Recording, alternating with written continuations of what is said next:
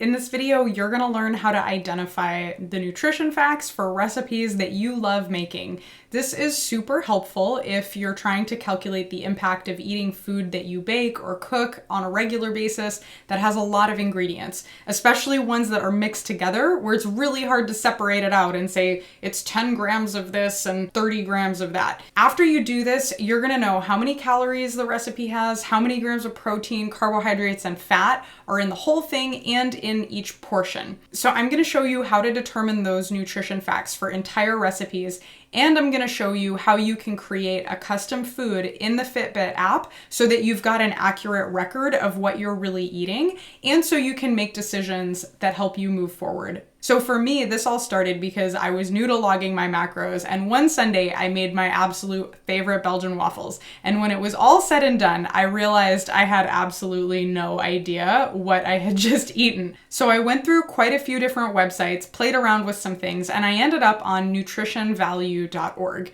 because even though it's not the fanciest looking, it was the easiest to use, had the best ingredients, and it was the best organized. So pretty quickly, as I added in my stuff, I learned that every single one of my amazingly delicious Belgian waffles has 577 calories before syrup, whipped cream, sausages, or eggs. And that was when I realized that I don't benefit from eating an entire one of those every single week. So at first, I played around with making copies or duplicates of the recipe, trying to substitute things to make it healthier.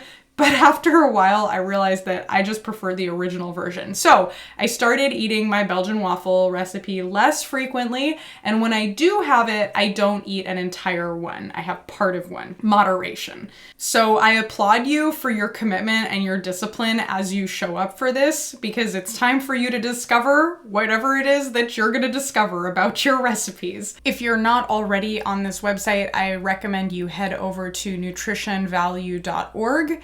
You are going to want to make an account so that all of your recipes get saved and you can make copies of things. So click on the login button and then register. When you're putting in your password, I want to suggest that you handwrite your password over here on page 74.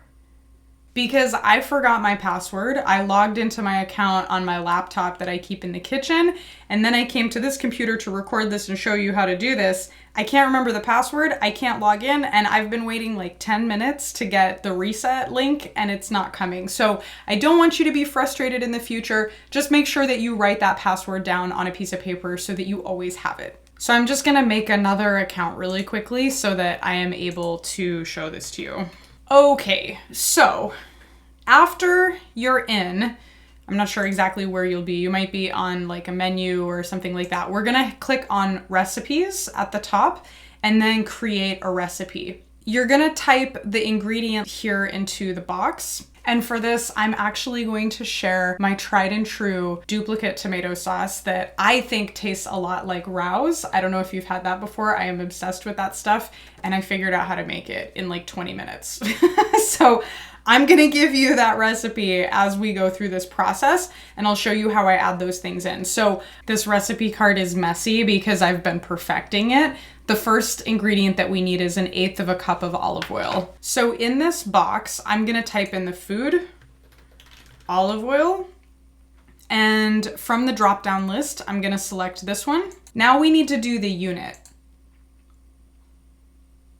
And what we're seeing here is a little bit tricky. So if you're good with converting into something else, like I know that 1/8 of a cup is actually 2 tablespoons, I would put that in here and say number of units 2. But I've also found that sometimes it can just be easier to convert everything into grams, because that is really what this website is designed to do, is with metrics, and it's not that difficult. So I'm gonna go the more complicated way, even though I could say 2 tablespoons. I'm gonna show you the way that ultimately is gonna teach you more about this and put you in a better position. So I chose this unit, custom grams, and now it's not 2. What we need to figure out is how many grams is 1/8 of a cup of olive oil. And we're gonna go back to openai.com or whatever AI chatbot you like and get their answer. Okay, 30 grams, so that makes it easy. So here I'm gonna say number of units is 30, and I'm gonna press enter. Okay, so now that has put olive oil on there. The next thing I need is 1 cup of onion. So I scroll down a bit, and in this box where I can type the next ingredient, I'm gonna put in onion. And I could choose if it's gonna be red or yellow. I usually do a red onion in there.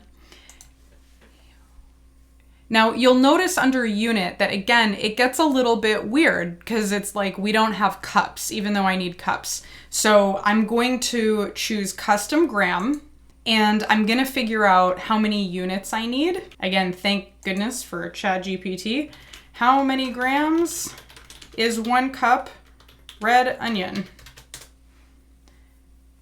150 grams, easy peasy, right? You only do this once and then you don't need to do it again, but this is, definitely valuable. Okay, so now it's popped my next thing on there, and I am just gonna repeat this process for all of my other ingredients. Red wine vinegar, again, I wanna add a custom amount. Oh, and it's gonna be, I did milliliters, but it actually needs to be in grams. Okay, so I'm gonna add custom units on there, 10.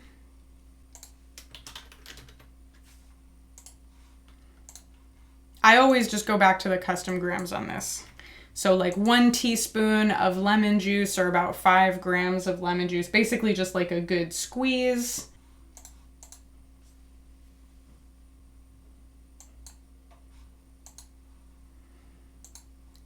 Then I have 3 teaspoons of beef broth, which is like 15 grams. I'm also gonna put some sweet mini peppers on here. Now in this situation, there's a lot of options. I'm not exactly sure which one of these it is, so I'm just gonna pick one because I don't think that it's gonna matter that much. Here I put in about 35 grams. It's not much, it's like 2 little mini peppers.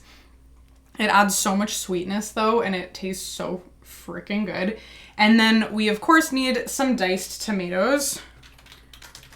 So this is just a can. I get these from Costco, Kirkland Signature. Again, I'm not really seeing it here. We'll choose this one here. Again, I'm gonna go with custom grams.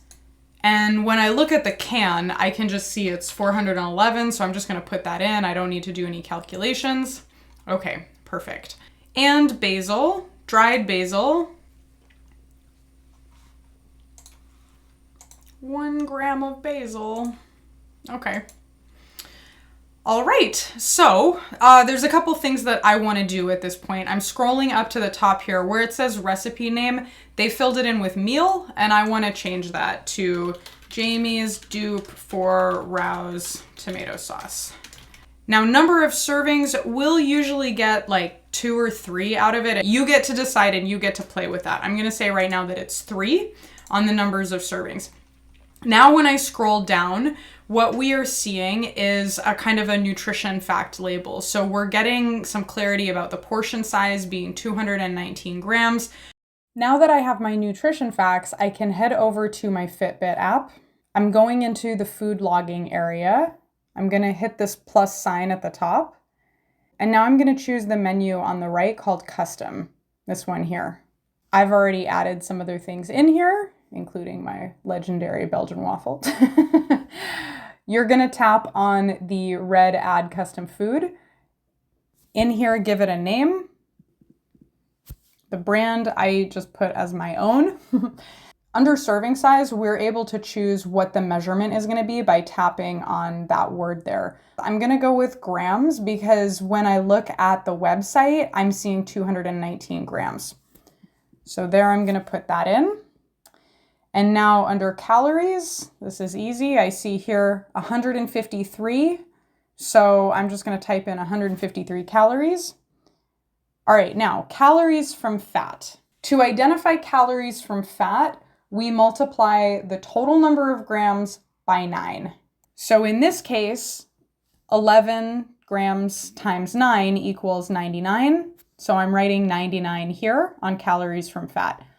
I'm going to open this detailed view, and here I can go through and just add in the numbers that I see on the nutrition fact label. 11 grams, saturated fat is 1.4.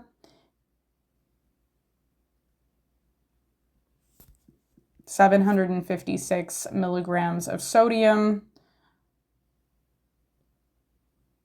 total carbohydrates 11, dietary fiber 1.4, sugars 0.5, protein 2.7. And now that I'm done, I can press that red button to save the custom food.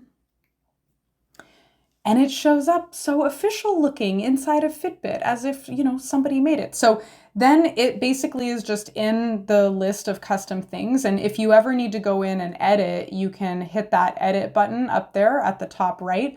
Otherwise, it's here available for you to log, and you're able to add it in as part of your daily tracking. All right, my friend, that's it. It's no longer a mystery how to calculate the nutrition facts for your homemade recipes and your favorite foods. Just remember that you're gonna wanna choose custom gram as the unit, and then you can use any AI chatbot to help you convert whatever numbers you're seeing on your recipe card are into grams. That's definitely the easiest way to do it, just like I demonstrated. I hope you find that helpful. Oh, and the final step basically with my pasta sauce is you just cook everything for about 15 minutes and then you use an immersion blender. The immersion blender is the huge secret because it gives it that really rich, amazing consistency. And cook it uncovered because I think it gets too watery when it's covered. So I like letting it bubble open. But yeah, super simple thing that you can make, and let me know if you think it tastes like Raz.